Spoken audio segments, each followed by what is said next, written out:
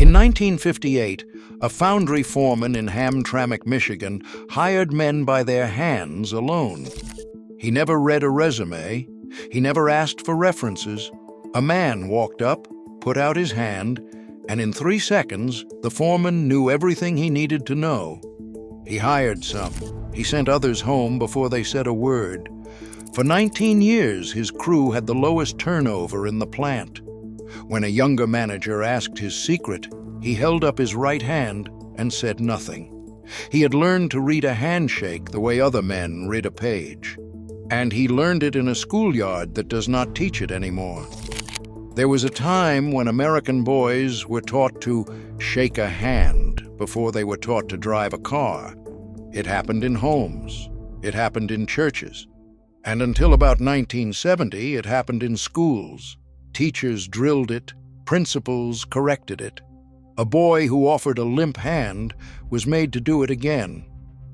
Then we decided the handshake was a relic, too formal, too rigid, too much like something a boy was forced to do.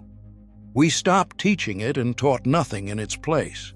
Now a generation reaches adulthood unable to look a man in the eye and take his hand. We called that progress. Number 19 took exactly 2 seconds and was the difference between a man who got the job and a man who got the door.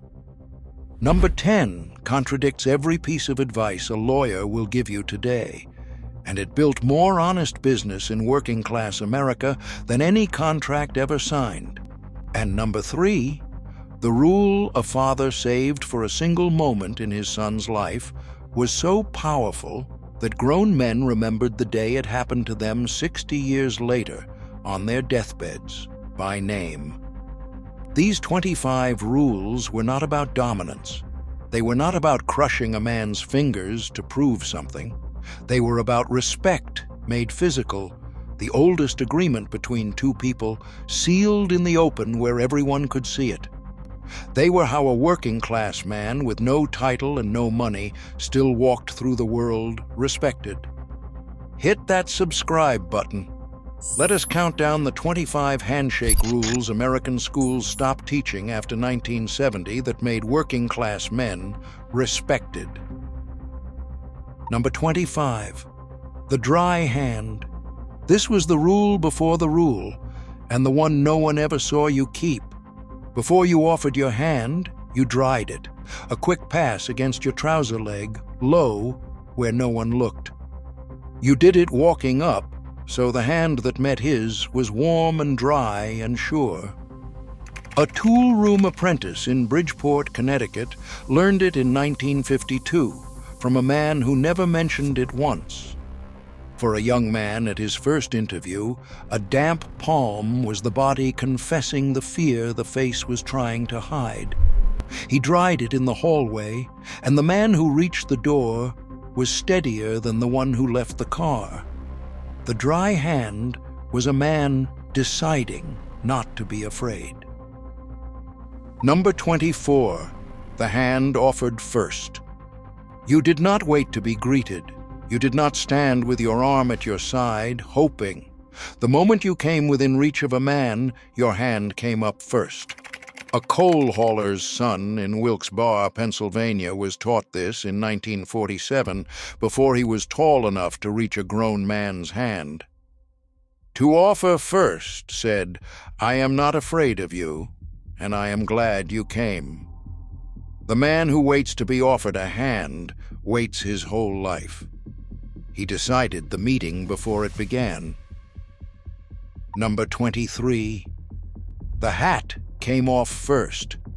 Before your hand ever moved, your hat came off. Your right hand went to the brim, lifted, and passed it to the left, and only then did your right hand come free, bare and ready.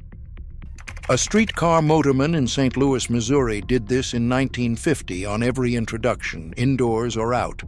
The order mattered.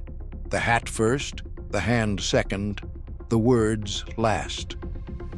A man who shook with his hat still on had not yet arrived. Removing it was the first half of the greeting. Number 22, the whole hand, web to web. You did not give a man your fingers. You drove your hand all the way in until the web of your thumb met the web of his, palm flat against palm. Then, and only then, did you close your grip. A dock worker in Baltimore, Maryland learned it in 1948 from a foreman who crushed a fingers-only handshake on purpose to teach the lesson once. A fingertip handshake is a man holding something back. The whole hand said, "All of me has come to meet all of you." Number 21, the step in. You did not lean across a gap and shake at arm's length. You closed the distance first. One step in, square and easy, so the shake happened between you and not at the far edge of your reach. A tractor mechanic in Cedar Rapids, Iowa, did this in 1956 with every man he met. The arm's-length handshake keeps a man at a distance even as you touch him. The step-in said, "I will come to where you are." The body told the truth. The arm tried to hide. Number 20, the stop. When you shook a man's hand, you stopped walking. You stopped talking to the man behind you. You stopped looking for the next face in the room. For the length of that handshake, there was one man in the world, and he was in your hand. A hardware store owner in Fort Wayne, Indiana, did this in 1953, and his customers drove past two closer stores to be stopped for. For a customer talked it all day by men in a hurry, the stop was startling. Here at last was a man who behaved as though the next thing could wait. The stop took 1 second. In that second, a stranger became someone. Number 19, the two pumps, down and up, down and up. Then you let go. 2 pumps from the elbow, firm and brief, the whole thing over in about 2 seconds. Not one limp dip, not a long pumping shake that would not end. 2, a railroad brakeman in Altoona, Pennsylvania, was drilled on this count by his father in 1949 until it was automatic. The man who pumps too long is asking for something. The man who barely moves is afraid to ask at all. 2 pumps was confidence with a stopping point. Number 18, the matched grip. You did not crush a man's hand. You did not go soft either. You met the pressure he gave you and returned it, exactly, no more. A strong hand got strength. A frail old hand got a gentle one. A child got almost nothing. A union pipe fitter in Gary, Indiana did this in 1955 without thinking about it. The man who crushes every hand is announcing his own fear. The matched grip was not weakness and not force. It was attention. Here is what nobody says out loud. A handshake is the last honest thing left between two strangers. Everything else can be faked now. A voice can be cloned. A face can be filtered. A message can be written by a machine and signed with your name. But you still cannot fake a handshake. It is the one moment two people are forced to be real with each other, skin to skin, for 2 honest seconds. And we have nearly stopped doing it. A whole generation greets each other with a raised hand across a room, or a word typed onto glass, and wonders why no one feels close to anyone. We did not lose the handshake to rudeness. We lost it to distance. We built a world where no one has to touch another person. Then we called the loneliness a mystery. Number 17, the name in the grip. The hand and the name went together. As your palm met his, you said it. His name if you knew it, your own if you did not.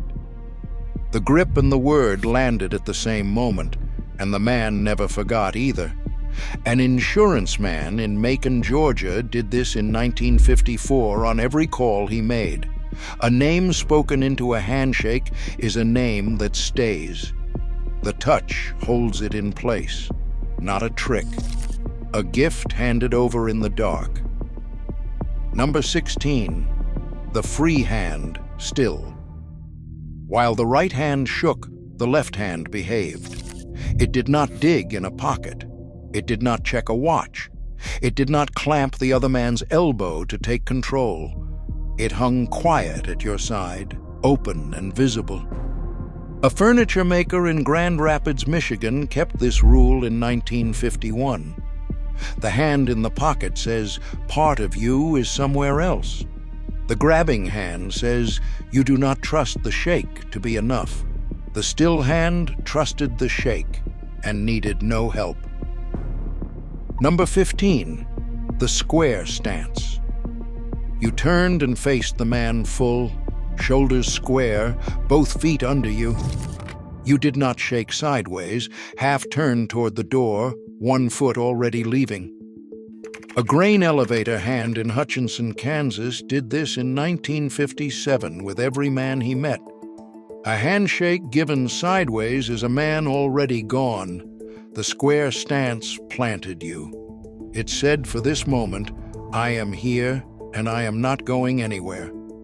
A man who faced you full had decided you were worth standing still for. Number 14, the eyes through the shake. The grip was never the point.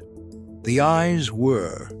From the second your hands met to the second they parted, you held the man's eyes and did not let them drop. Not to his tie, not to the floor, not to the next person coming. A textile foreman in Greenville, South Carolina did this in 1950.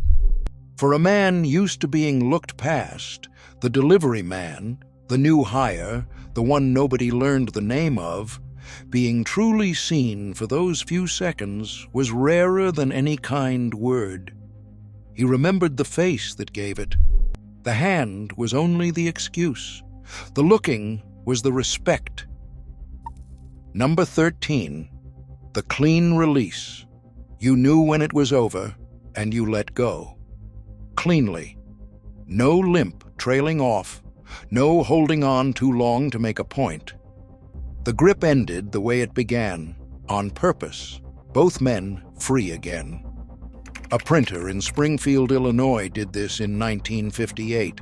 The man who holds on too long is asking for something he will not name. The man who drops your hand early was never really in it. The clean release said the meeting was complete. Nothing owed, nothing held. Number 12, the lowest man first. When you entered a room of men, you did not seek out the important one to shake first. You shook the nearest, the youngest, the poorest, the boy holding his father's coat. The big man could wait. A sawmill foreman in Eugene, Oregon did this in 1956, and every man in the room saw who he greeted first. A man who shakes the powerful hand first and skips the small one has told the whole room what he is. The lowest man first said, "No hand in this room is beneath mine." Number 11, the glove removed. In the cold, before you shook, the glove came off. You did not offer a man a wad of leather and wool. You bared your hand to the weather so his skin could meet yours. A mail carrier in Burlington, Vermont did this in 1955. Through every winter he worked. For an old man on a freezing step, a stranger bearing his hand to take it said what words could not. The cold was a price worth paying to greet him honestly. The chill was the proof. He took it off because the man mattered more than the warmth of his own hand. Number 10, the word made bond. A deal was closed with a handshake, and the handshake held. No contract, no signature, no lawyer. Two men shook, and from that second the thing was as good as done, because a man who broke a handshake in those years was finished in his own town. A lumber dealer in Bangor, Maine, sold 10,000 board feet on a shake in 1953 and was paid in full. The modern world tells you to get it in writing. These men were the writing. The hand was the contract. The only enforcement was a man's name. In 2012, researchers at the Beckman Institute in Illinois put people in a brain scanner and watched what a handshake actually does. They expected a small effect. They found a large one. A handshake before an interaction lit up the regions tied to trust and reward, and it measurably softened the bad impression left by a poor first meeting. A handshake could rescue a conversation that started badly. No words did that. No smile did that. Only the hand. The men who drilled these rules into their sons never saw a brain scan. They had run the experiment 10,000 times on factory floors and front porches. They already knew. The hand reaches a place words cannot. Number 9. The shake that held in grief. At a funeral, the handshake changed. It slowed. The grip stayed a beat longer. The left hand came up to cover the joined hands, and no words were spoken because no words would do. A steel worker in Youngstown, Ohio, gave this handshake at every wake in 1959. There is a kind of sorrow that language only insults. The held hand said what the mouth could not. I am here. I have no words. I will not let go yet. Some things can only be said skin to skin. Number 8. The hand to end the quarrel. When two men had words, the older men did not wait for apologies. They put the two hands together. Shake, they said, and it is finished. And it was. A foundry foreman in Birmingham, Alabama, ended a dozen fights this way in 1952 without raising his voice. A grudge cannot survive a handshake. Honestly given, the hand forced what pride refused. One moment of contact made the anger absurd. The handshake was the treaty. It ended more quarrels than any argument ever won. Number 7. The honest hand. A working man did not hide his hands.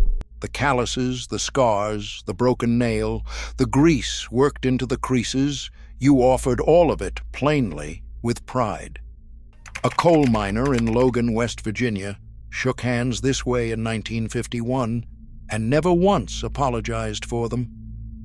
A soft hand and a hard hand met as equals, but the hard hand had nothing to prove and nothing to hide. The honest hand said, "This is the work I have done." The hand was the record. The grip read it aloud. Number 6. The shake, coming and going. You shook when you arrived. You shook again when you left. Hello had a hand, and so did goodbye. A man never slipped out of a room with only a wave from the door. A grocer in Tupelo, Mississippi, kept this rule in 1955, walking each guest out and shaking the hand one more time at the car. A leaving without a handshake is a welcome half given. The second shake closed the circle the first one opened. Coming and going, the hand told the man he had been real to you. Number 5. The silent shake. Sometimes the best handshake had no words at all. You met a man's eyes, took his hand, and said nothing, because nothing needed saying. A nod, a grip, a held look. Done. A wheat farmer in Hays, Kansas, greeted his oldest friends this way in 1949. They were two men who had said everything decades ago. The men who needed to talk through every greeting had not yet learned to trust the hand. The silent shake trusted it completely. Some friendships live entirely in that quiet. Number 4. The hand to every man. You shook every hand in the room, and you skipped no one. The janitor got the same grip as the boss. The new man got the same grip as the old friend. A union electrician in Cleveland, Ohio, did this in 1948 at every gathering he entered. The room always remembers who you skip. A man who shakes only the useful hands has told everyone watching how he measures people. The hand to every man said, "I do not yet know which of you matters, so I will treat all of you as if you do." Number 3, the shake he gave his son. There came a day a father stopped tousling his boy's hair and put out his hand instead. Man to man. The first time a son's hand was taken seriously as an equal's, he never forgot it. A carpenter in Knoxville, Tennessee, did this with each of his boys in 1959 on the morning each one turned 13. A boy spends his whole childhood waiting to be a man. That handshake told him the wait was over. Grown men recalled that exact morning on their deathbeds, the weight of the father's hand, the look in his eye. The hand said, "You are one of us now." Nothing a father ever said landed harder. Number 2, the promise in the palm. When a man gave his word to his family, he sealed it the way he sealed everything, with his hand. A promise to a son was a handshake, not a maybe shouted over a shoulder. A toolmaker in Kenosha, Wisconsin, shook his children's hands on every promise he made in 1956 and kept every one. A handshake to a child is a contract a father cannot wriggle out of. The hand made the promise real, and the keeping of it made the child trust the world.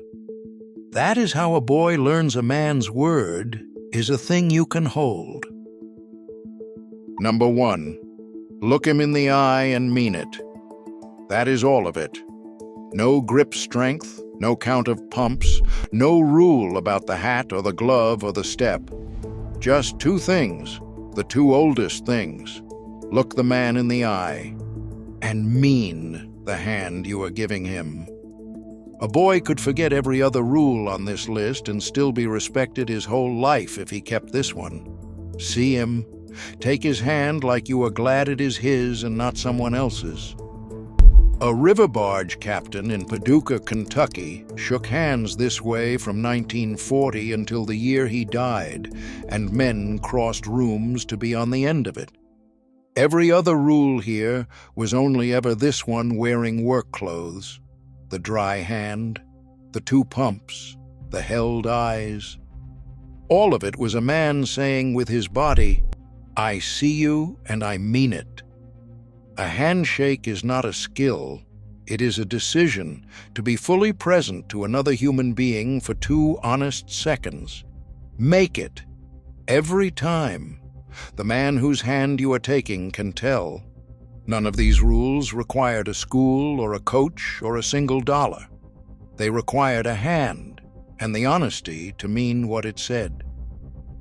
The generation that came up through the Depression and the war understood something we have spent 50 years unlearning.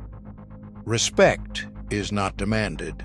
It is offered, hand first, before a word is spoken, to a man who has not yet earned it and may never. How you take another person's hand is how you tell him what he is worth to you. And a boy learns this only one way, by watching it done, and having it done to him until his own hand knows the rules without being told. We stopped teaching it. The schools called it stiff. The culture called it fake. We traded the handshake for a wave and a screen and a thumb tapping on glass and called ourselves more free. But a man still knows, in the half-second his hand meets a stranger's, whether he is being seen or being passed. The hand has not forgotten how to tell the truth. We just stopped offering it. The grip is still there, waiting, in every right hand in this country. The only thing missing is the man willing to stop, turn, look, and mean it.